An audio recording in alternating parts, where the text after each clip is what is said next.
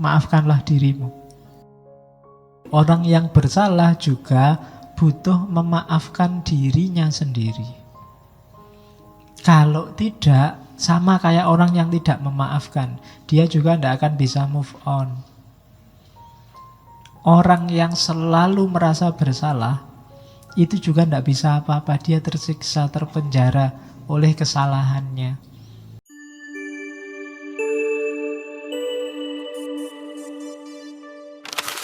Assalamualaikum warahmatullahi wabarakatuh.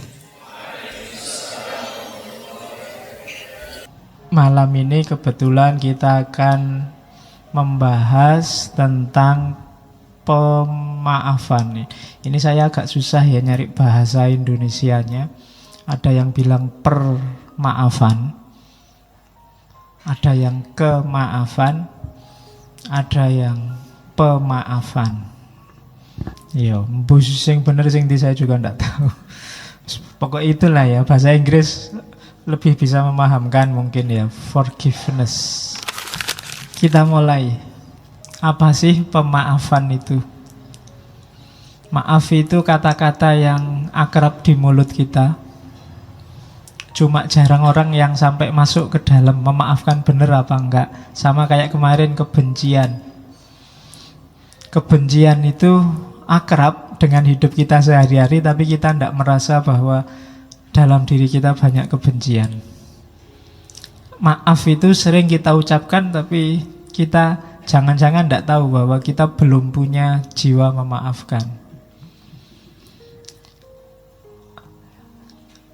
Ada banyak definisi tentang forgiveness, tapi saya suka definisi itu. Yang saya suka dari definisi itu, ada beberapa kata-kata yang menurut saya pas. Yang pertama, proses. Jadi maaf itu butuh proses.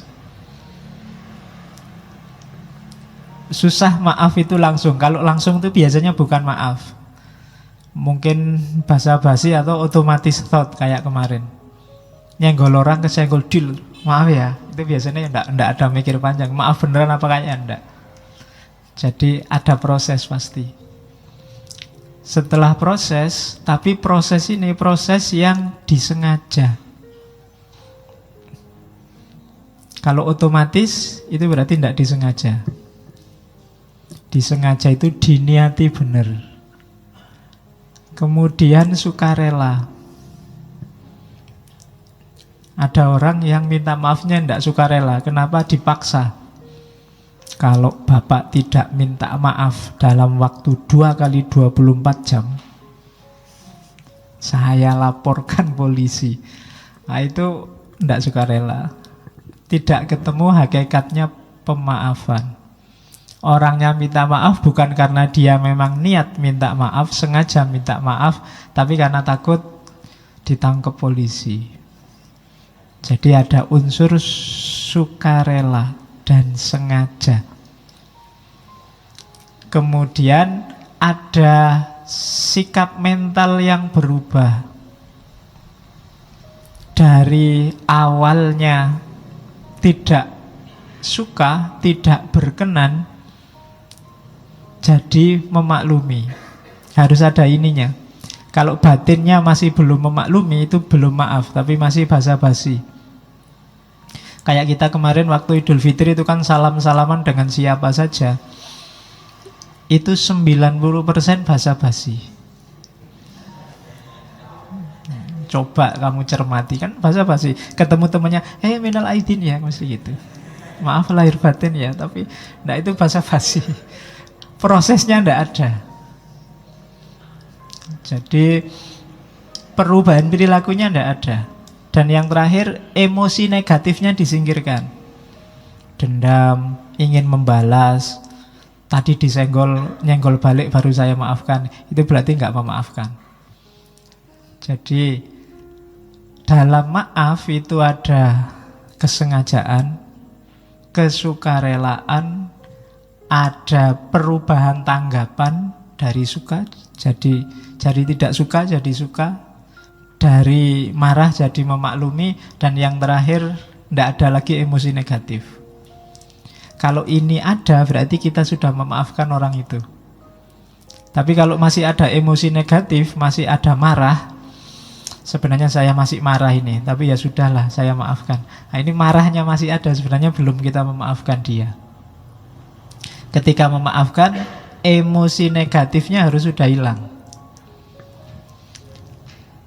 Maaf beda di situ, di paragraf kedua saya tulis maaf beda dengan condoning kalau bahasa Inggris. Jadi condoning itu ketika orang tidak menganggap itu salah, ya berarti tidak butuh maaf.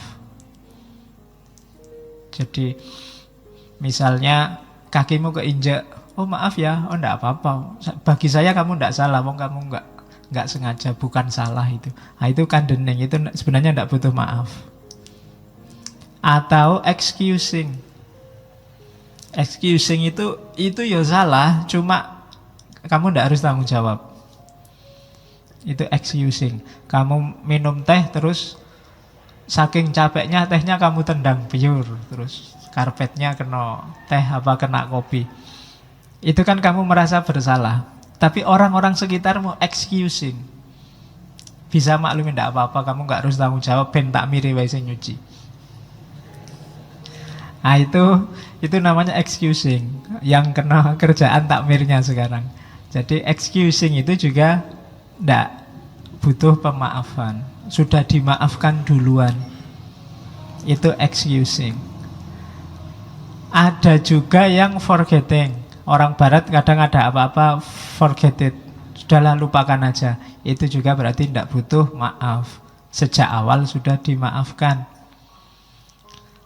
Ada yang pardoning. Pardoning itu kita melakukan sesuatu yang menyakitkan orang lain, tapi sah. Mungkin karena kita hakim. Hakim itu kan dengan ini saya putuskan kamu di penjara 3 bulan. Kan kita nggak bisa bilang kejam sekali orang di penjara 3 bulan. Loh enggak, karena memang dia ngomongnya sesuai hukumnya memang begitu. Hakimnya nggak perlu minta maaf ya, kamu saya eksekusi 3 bulan. Nggak perlu begitu. Itu dia sudah sesuai dengan hukum, sesuai dengan aturan. Itu namanya pardoning. Kalau urusan ini kamu nggak perlu minta maaf, nggak apa-apa. Memang aturannya begitu. Ada juga rekonsiliasi, reconciliation. Ini kenapa tidak masuk urusan maaf? Karena rekonsiliasi ini setelah permaafan selesai biasanya baru rekonsiliasi. Dimaafkan dulu baru rekonsiliasi. Jadi beda. Jadi ada loh orang yang rekonsiliasi tapi belum memaafkan. Hubungannya sudah pulih tapi kamu tidak saya maafkan, tak inget-inget besok kalau kamu, nah itu berarti belum memaafkan. Tapi sudah rekonsiliasi. Masing-masing masih menyimpan dendam. Nah, itu bisa. Tapi secara formal hubungannya sudah pulih. Kemarin kamu selingkuh, ya sudah, saya maafkan. Sekarang kita balik lagi. Tapi awas kamu besok. Nah, itu diingat-ingat. Berarti rekonsiliasinya enggak, tapi sebenarnya belum dimaafkan. Nah, itu forgiveness. Jadi bukan condoning, bukan excusing, bukan forgetting, bukan pardoning, dan bukan reconciliation. Untuk urusan 1, 2, 3, 4, 5 itu kita tidak ada hubungannya dengan pemaafan.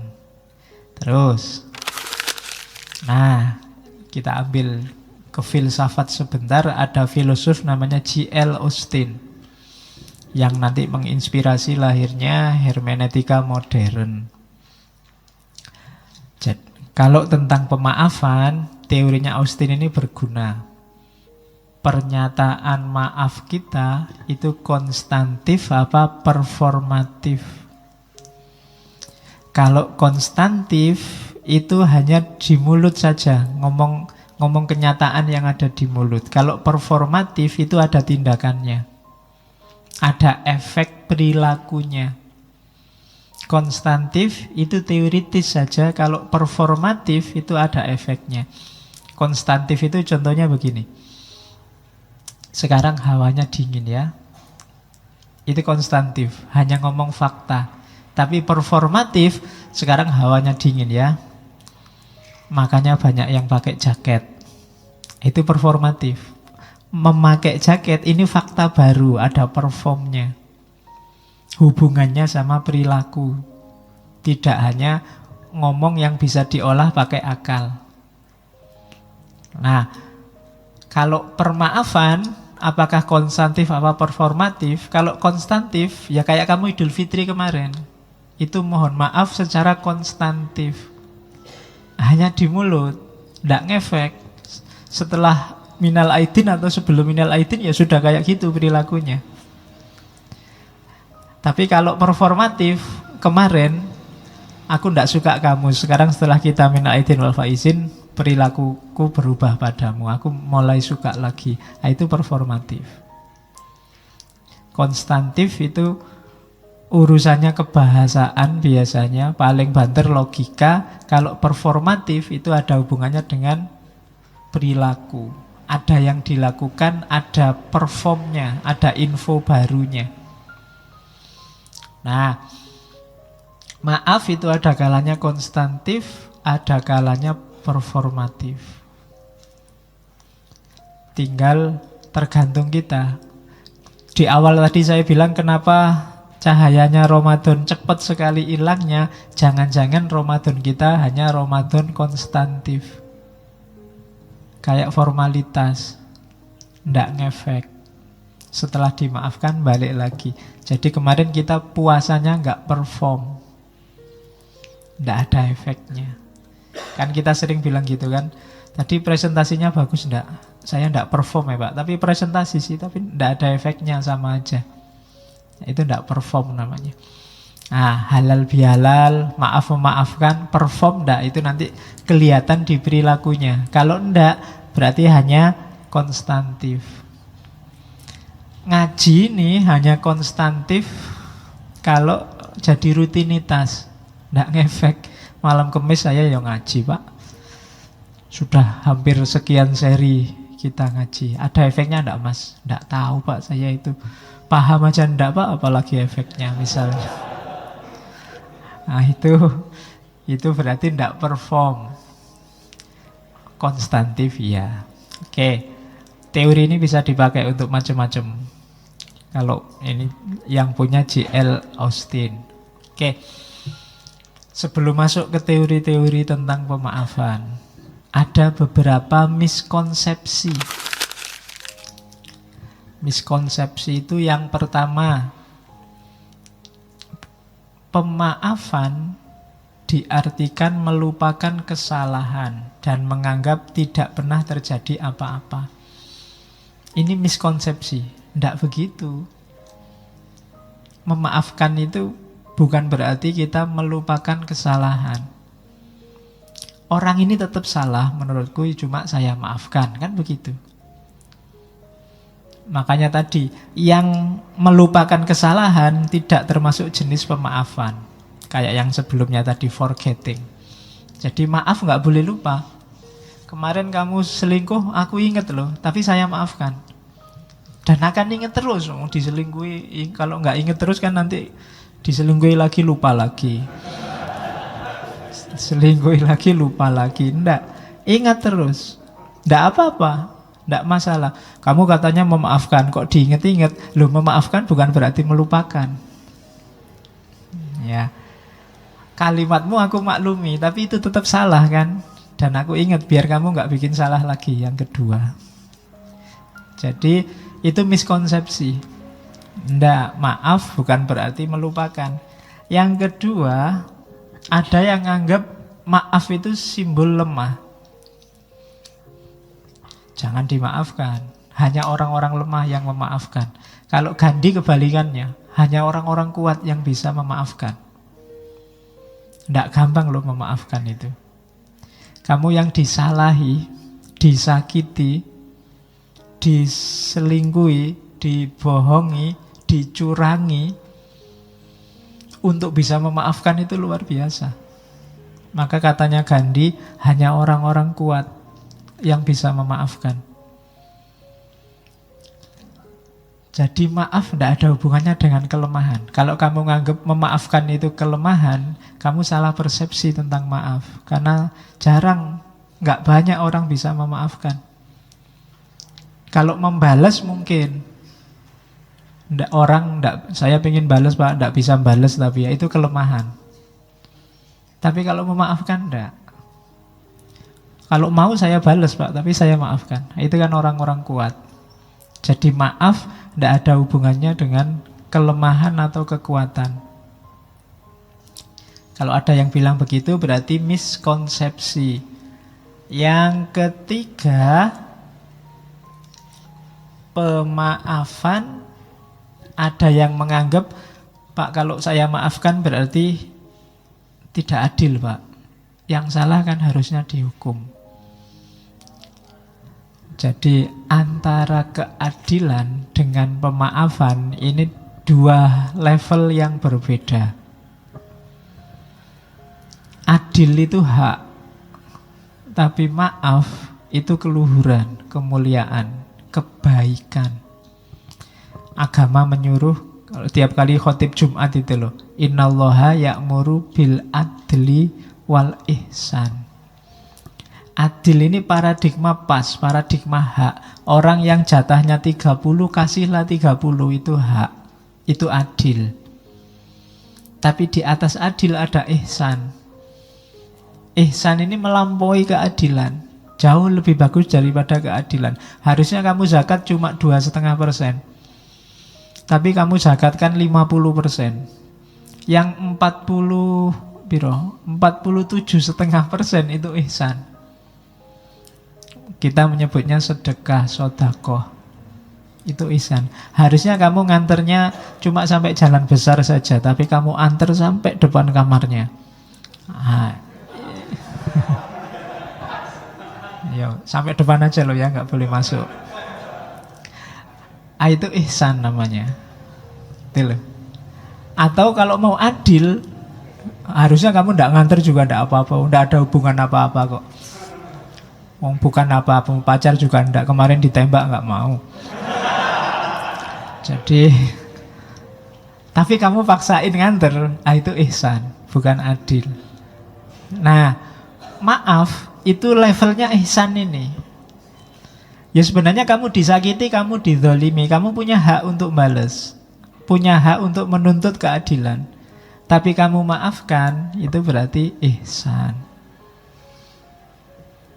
Jadi pemaafan itu bukan berarti ketidakadilan, tapi perbuatan yang baik, melebihi sekedar menuntut keadilan. Terus yang keempat, maaf hanya untuk orang-orang yang kita kenal atau orang-orang yang minta maaf. Ini juga termasuk miskonsepsi. Kalau kamu tidak minta maaf ya tidak saya maafkan. Nah ini miskonsepsi juga. Ya kalau ada dia minta maaf ya, tapi dia nggak minta maaf kan bukan berarti kamu tidak bisa memaafkan. Kadang-kadang tidak usah nunggu orang minta maaf, kita sudah bisa memaafkan. Daripada capek-capek nunggu dia minta maaf. Apalagi dia yang kamu tunggu cuek aja. Kamu capek nunggu kapan dia minta maaf. Habis waktu menunggu ngapain? Udah dimaafkan aja. Rencananya mau dimaafkan toh ya sudah dimaafkan saja. Nggak usah nunggu-nunggu. Ini tak tunggu-tunggu nggak datang-datang minta maaf ya. Waktu kita habis untuk nunggu dia. Ngapain? Wong dia nggak datang-datang. Sudah dimaafkan saja. Nah itu jadi nggak ada hubungannya dengan minta maaf. Terus yang keempat lagi, harusnya 5 itu. Oke. Maaf itu ada yang bilang bisa cepat dan mudah. Ini tadi yang saya bilang, enggak, maaf itu butuh proses. Orang perlu mengendap dulu untuk mempertimbangkan dia memberi maaf apa enggak. Kalau langsung dimaafkan itu biasanya tidak hakiki. Kayak tadi, hanya konstantif. Hanya di mulut. Kayak kamu minal aidin wal faizin kemarin itu kan hanya di mulut. Kalau diproses serius, misalnya, Mas minta maaf lahir batin ya, sebentar, kamu punya salah apa padaku?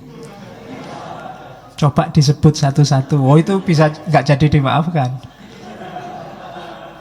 Ya kan? Jadi enggak, prosesnya nggak secepat itu, enggak seringkas itu. Ada tahapan-tahapannya nanti di belakang sebelum orang sampai benar-benar memutuskan untuk memberi maaf. Ya kecuali sama yang tidak kenal sama sekali, tidak pernah ketemu nih setahun sekali, minal aidin ya, tidak masalah itu. Cuma kadang-kadang kan memang ada memanfaatkan momen, besok aja minta maafnya, kalau Idul Fitri pasti dimaafkan. Nah, itu formalitasnya. Coba kamu bilang beneran salahmu apa, tidak mesti dimaafkan. Itu ternyata dulu yang ngambil uangmu di situ aku, pas tidak punya duit, ada uang kececeran tak ambil, sekarang minta maaf ya, bisa nggak jadi maafkannya. Jadi dia ndak cepet. Maaf itu yang serius, ada prosesnya. Kemudian yang kelima, maaf bukan berarti membolehkan atau menganggap baik perilaku yang keliru. Ada orang bohong, ya sudah kamu saya maafkan. Itu bukan berarti terus bohong itu boleh.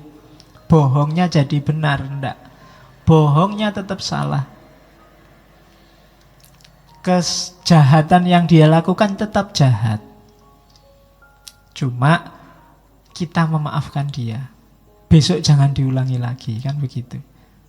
Kok besok diulangi lagi? Mungkin pertimbangan memaafkannya jadi lebih panjang lagi sebelum memaafkan. Jadi awas, jangan miskonsepsi. Ada 6 hal yang kita sering salah persepsi tentang pemaafan ini.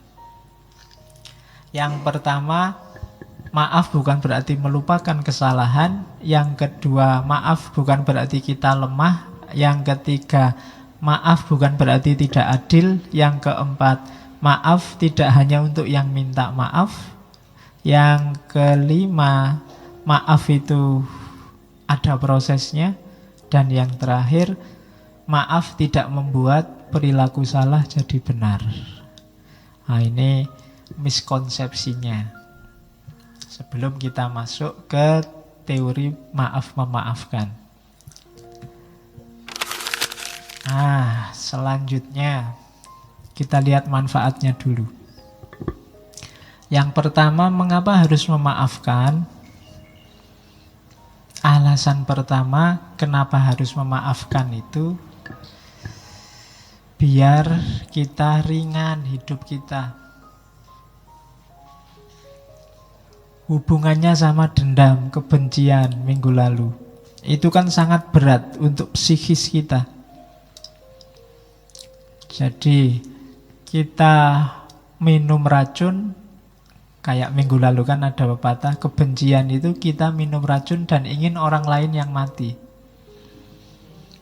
Ya kan, kita kan yang berat. Kalau kita nggak memaafkan orang lain itu kan kita simpan kemarahan kita simpan kebencian kita di dalam. Tiap hari kita hidup dengan itu. Ketemu yang kita benci, ketemu yang tidak kita sukai, terus jadinya kan tegang. Nggak jadi lewat, terus lewat ke sana. Sudah mau lewat nggak jadi lewat, mau ke sana nggak jadi ke sana, mau masuk ke warung ada dia nggak jadi. Energi kita habis untuk itu.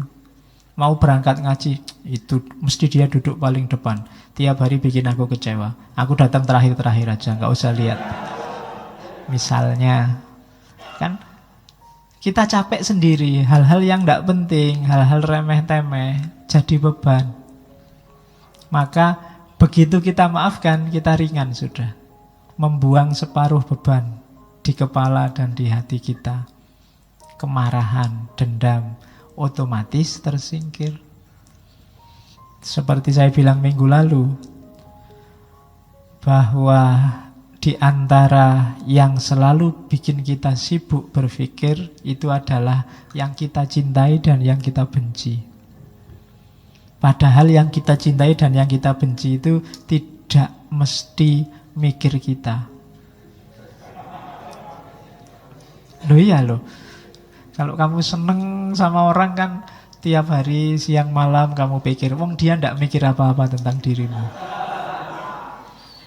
Benci sama orang juga begitu. Siang malam kita pikir dia nggak mikir apa-apa, dia cuek sama kita. Jadi rugi kita, rugi energi, rugi waktu, rugi tenaga, rugi pikiran. Eman-eman, mending dibuang saja. Kalau menurutmu itu barang jelek, barang tidak penting kan harus dibuang. Nggak usah disimpan. Kalau disimpan nanti baunya tidak enak. Jadi buanglah sampah pada tempatnya. Kalau gitu kita anggap sampah, jangan disimpan di sini. Oke, itu manfaatnya. Maka maafkanlah. Terus maaf itu menyembuhkan. Maaf itu membuat kita maju. Bahasanya anak hari ini bikin kita move on. Kalau kamu tidak memaafkan, kamu tidak move on. Kamu terjebak oleh masa lalu. Padahal kamu hidup di masa kini, menuju masa depan. Jadi maaf membuat kita bebas dari luka masa lalu. Sudahlah, dibuang saja. Meskipun tidak harus dilupakan, kita ambil pelajaran. Kayak tadi tidak harus dilupakan. Kenapa? Biar kita jalannya memang ke depan, tidak ke belakang.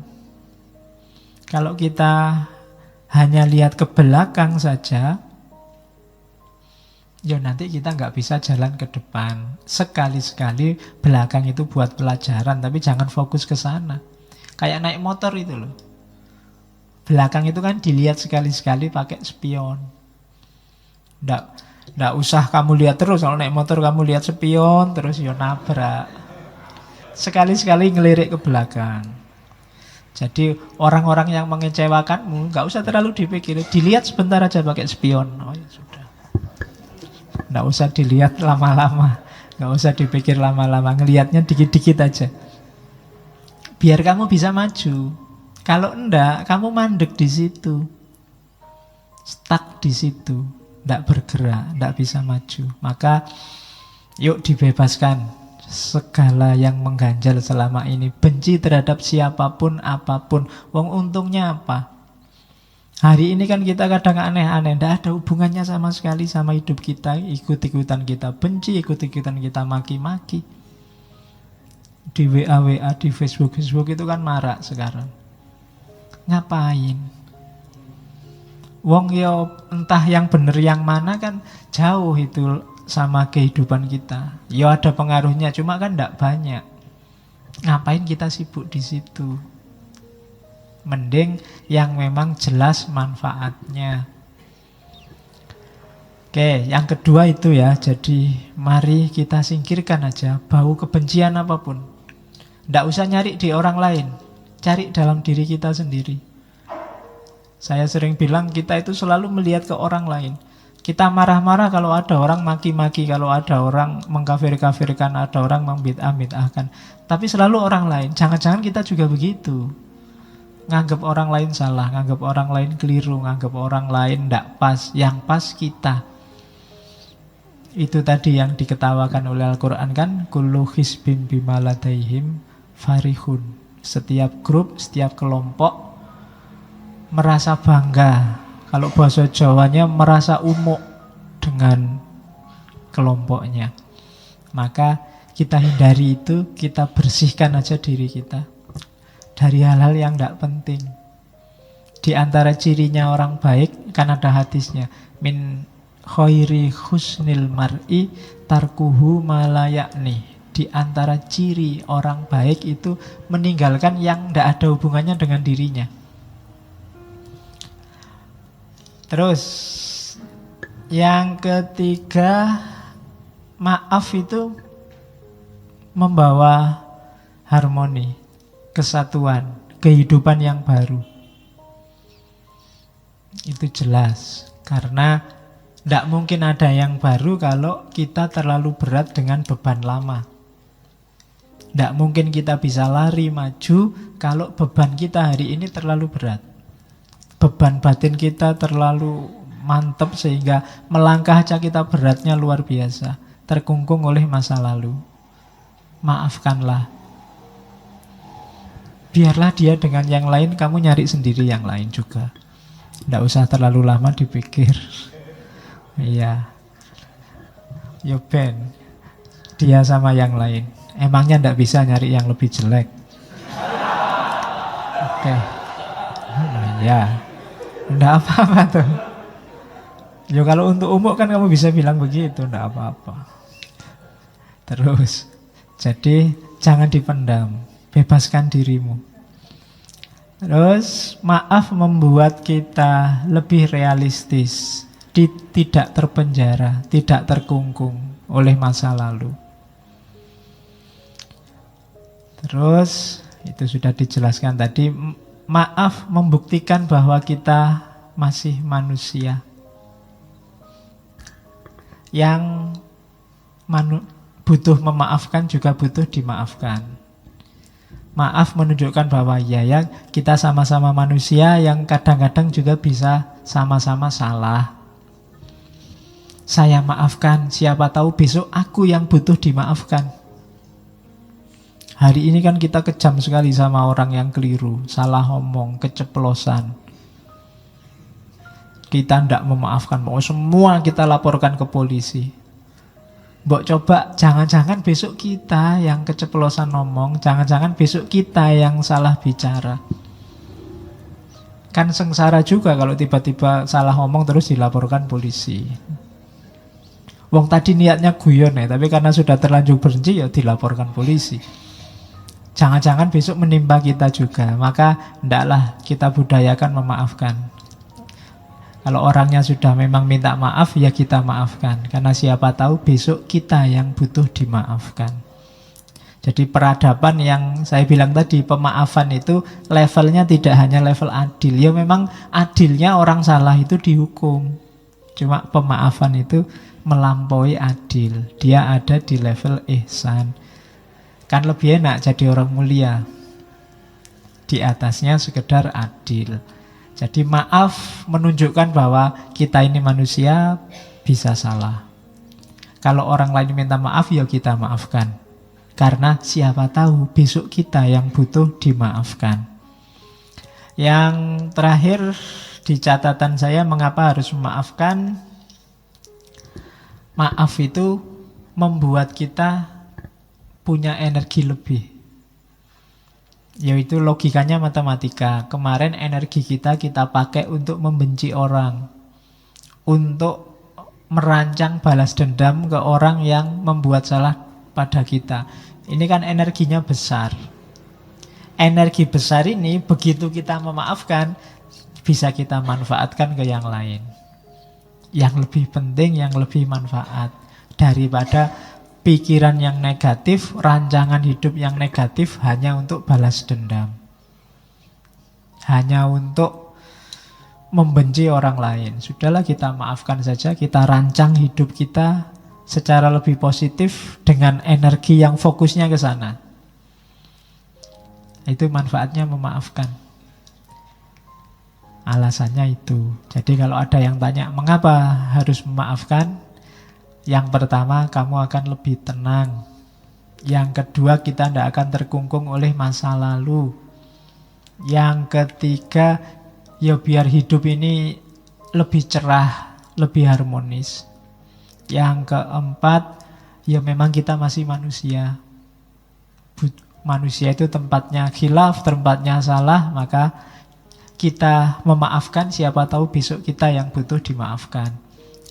Dan yang terakhir, dengan memaafkan, energi kita untuk membenci, untuk balas dendam, untuk ingat-ingat salahnya orang lain bisa dimanfaatkan ke arah yang lebih positif. Maka budayakan hidup memaafkan. Sekarang kita bahas orang yang bersalah. Jangan keliru, orang yang bersalah juga butuh memaafkan dirinya sendiri. Kalau tidak, sama kayak orang yang tidak memaafkan, dia juga tidak akan bisa move on. Orang yang selalu merasa bersalah itu juga tidak bisa apa-apa. Dia tersiksa, terpenjara oleh kesalahannya. Di titik tertentu dia harus memaafkan dirinya sendiri.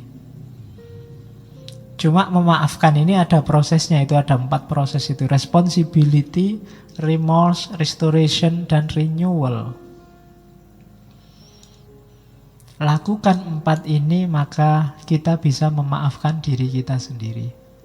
Kadang-kadang kan kita memang khilaf. Kok gitu ya tadi aku ngomongnya? Nah itu kan menyesal. Kok begini ya situasinya? Kok aku tadi melakukan itulah, harusnya nggak saya lakukan, kok tak lakukan? Nah itu kita kan menyesal tuh, diinget-inget terus sampai nggak bisa tidur. Itu kan juga susah. Kadang yang bersalah itu double gelisahnya dibandingkan yang disalahi. Orang yang bohong itu gelisahnya 2 kali lipat orang yang dibohongi. Kalau nggak percaya kamu coba bohong. Itu mesti gelisah. Maka lakukan 4 hal ini untuk memaafkan diri sendiri. Yang pertama apa? Responsibility. Tanggung jawab. Akui kalau salah dan siap tanggung jawab. Segala kerugian akibat kesalahan ini saya siap menanggungnya. Kalau ada kerugian materi saya ganti kalau punya. Ya, kalau nggak punya diganti pakai apa? Ya, kalau resikonya harus polisi ya monggo dipolisikan. Saya siap tanggung jawab. Itu lebih kondusif untuk hidup yang lebih ringan. Diakui dan siap tanggung jawab. Oh iya Pak, saya yang nyontek tadi. Kalau saya nggak lulus mata kuliah ini nggak apa-apa Pak. Lebih ringan kan hidupmu daripada enggak Pak, saya nggak nyontek, kebetulan aja ada kertas buka kok ada materinya. Iya, kalau kamu kan semakin berat itu kan, kamu di luar. Wah iya ya tadi bohong sama dosennya, ngapain gitu aja. Wong nyontek nggak nyontek paling nilainya segitu-gitu aja. Maka responsibility, tanggung jawab. Nanti bikin kamu ringan. Kalau sudah mengakui dan siap tanggung jawab, remorse. Remorse itu menyesal. Udahlah aku ndak akan ngulang lagi, kapok aku. Itu menyesal. Kalau siap tanggung jawab tapi kok ndak menyesal, itu alamat diulang lagi. Harus ada menyesalnya. Saya tidak akan ngulang lagi Pak, saya menyesal. Itu remorse. Kalau sudah remorse, nyesel toh tadi, baru restoration. Restorasi itu memperbaiki yang keliru. Kalau ada hak yang harus dikembalikan, dikembalikan. Dirinya sendiri, mentalnya yang rusak, dipulihkan. Dinasehati, diputihkan lagi, diingat-ingat bahwa tidak usah melakukan kayak gitu lagi, dibersihkan batinnya, dikembalikan semua hak yang berkaitan. Itu namanya restoration. Siap untuk mengembalikan, siap untuk memperbaiki segala yang rusak, lahir maupun batin. Baru setelah responsible, setelah remorse, setelah restoration, kita bisa renewal.